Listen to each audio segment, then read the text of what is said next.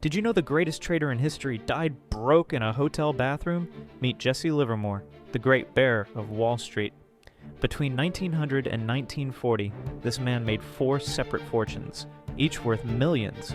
His biggest win? $100 million during the 1929 stock market crash. While everyone else lost everything, Jesse got rich. He could read the market like a book. He understood fear and greed better than anyone. When others panicked, he profited. Jesse mastered every trading strategy. He knew when to buy. He knew when to sell. He seemed unstoppable. But here's the twist nobody talks about.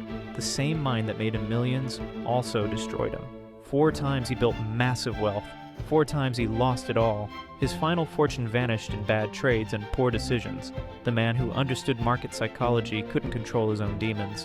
In 1940, Jesse Livermore took his own life in a hotel bathroom, completely broke. The lesson? Even trading genius means nothing without emotional control.